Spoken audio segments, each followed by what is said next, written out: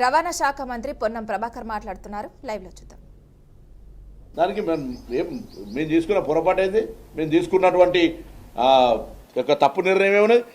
ఆ బస్సులు EV charges station పెట్టాలి, ఛార్జింగ్ ఇన్ఫ్రాస్ట్రక్చర్ అంతా వాళ్ళే చేస్తారు, కానీ లైన్ నేను తీసుకొచ్చి ఇవ్వాలడా. దానికి సంబంధించి కూడా మేము ఏదో మొత్తం నేను మళ్ళీ చెప్తా ఉన్నా, ఈవీ బస్సుల కారణంగా ఒక్క ఆర్టీసీ ఉద్యోగిని తొలగించాము, ఒక్క ఆర్టీసీ ఉద్యోగిని తొలగించామని నిర్ణయం చెప్పిన గవర్నమెంట్ తరఫున. ఇంటర్నల్ ఒక ట్రాన్స్ఫార్మింగ్ అయినప్పుడు కొంత అడ్జస్ట్మెంట్ జరుగుతాయి కావచ్చు, అంతే తప్ప మేము ఈవీ బస్సులు కొంటున్నాయని మేమేం ఈవీ బస్సులకు సంబంధించినటువంటి కొత్తగా మీ మీద పాలసీ తీసుకొచ్చినట్టు మాట్లాడుతున్నారు. సదరు ఆనాటి పార్టీకి సంబంధించినటువంటి అనుబంధం ఉన్న నాయకులే మాట్లాడాలి. అంగీలిడిసి ఎట్లయితే సాధ్యమవుతుంది? ఇది ఇవాళ కొత్త ఈవీ బస్సులు ఎప్పటి నుంచి నడుస్తున్నాయి? 2018 నుంచి నడుస్తూ ఉన్నాయి. ఇప్పుడు మేము హైదరాబాద్ను కాపాడడానికి, అది కూడా హైదరాబాద్ సంబంధించి కొత్త ఇంటర్ డిస్ట్రిక్ట్స్ ఉన్నాయి, కరీంనగర్, నిజామాబాద్, వరంగల్, సూర్యాపేట, నల్గొండ, ఇటువంటి దగ్గర నుంచి ఈవీ బస్సులు ఇంటర్ డిస్ట్రిక్ట్ అక్కడ ఎక్కినట్టు ఇక్కడ దిగుతాయి, ఇక్కడ ఎక్కినట్టు అక్కడ దిగుతుంది. అటువంటి ఇష్యూస్ ఇప్పుడు కొత్త EV bus, EV bus Hyderabad pollution control చేయాలి, రేపు ఢిల్లీ లెక్క జరగద్దని గవర్నమెంట్ ఆఫ్ ఇండియా స్కీమ్. అది మేము కొత్తగా కూడా క్రియేట్ చేసింది కాదు. అది రేపు ఒక్కటేసారి 2026 డిసెంబర్ వరకు కూడా వచ్చేది కాదు. 2027 వరకు ఫేజ్డ్ మేనర్లు వస్తాయి. దాని ఏదో మనం మొత్తంగా కంప్లీట్గా మేము దాన్ని అదే డిపెండ్ అవుతున్నాం అనేటువంటి మాట మాట్లాడేటువంటి ఆలోచన కూడా దురదృష్టకరం, తప్పుదారి పట్టిస్తారు. అరే ప్రైవేట్ పరం ఎందుకు అవుతుంది అంటే వాళ్ళు ఆలోచిస్తున్నారు ప్రైవేట్ పరం చేయమని. ఎగ్జిక్యూటివ్ డైరెక్టర్ పెట్టారు, ఎండీగా రిటైర్డ్ ఈడీని. 10 ఏళ్లలో ఒక బస్సు కొనలే, యూనియన్లను రద్దు చేసారు, 30-40 మంది చచ్చిపోతే పట్టించుకోలేదు, సమ్మె చేస్తే. వాళ్ళ గురించి మాట్లాడకుండా ఇన్ని సంక్షేమ నిర్ణయాలు తీసుకున్నటువంటి ఈ ప్రభుత్వం ఇంకా సంక్షేమ నిర్ణయాలు తీసుకోవడానికి సానుకూలమైన మంత్రి మా డోర్లు తెరిచి ఉంటాయి. నేను మా government positive government, democratic government అంటే దాన్ని కూడా వక్రంగా మాట్లాడేటువంటి నాయకత్వం ఉంటే నేనేం చేయాలి?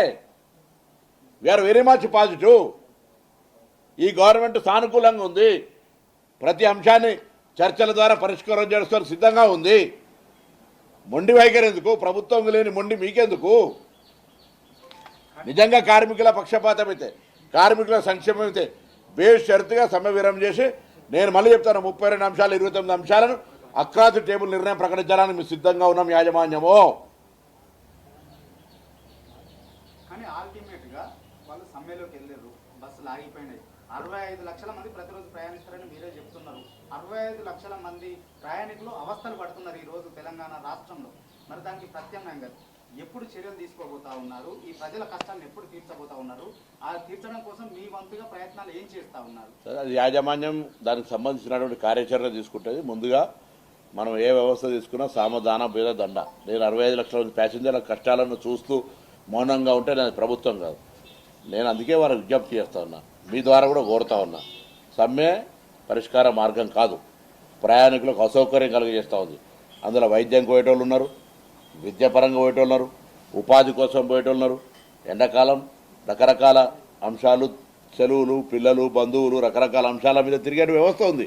ఈ సందర్భంలో అది కూడా ఆర్టీసీ యాజమాన్యం సానుకూలంగా స్పందించేటువంటి సందర్భంలో మొట్టమొదటి వేసిన కమిటీ 4 గంటలు మీ వివరాలన్నీ విన్న తర్వాత మీరు సమ్మెకి పోవడం అంటే మీరు ప్రీఫిక్స్ మైండ్ తోటి ఉన్నారు అని కార్మిక ప్రతినిధులు అంటే ఉద్యోగస్తులు గమనించాలని కోరుతా ఉన్నాం.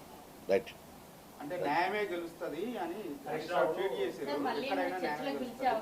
నేను రెడీ అంటున్నా కదమ్మా, నేను చర్చలకు పిలుచు. అవును, నిన్న మా 4 అధికారుల కమిటీ వేసినాము. 4 అధికారుల కమిటీ వేసి వాళ్ళు విని వాళ్ళు మాకు ప్రభుత్వంకు ఈ సమస్యలను చెప్పే లోపలే మీరు సమ్మెకోతే ఏం చేయాలి? అట్లా కాదు కదా. కమిటీకి నేనంటాను, ఇంతకుముందు మీరు కమిటీలో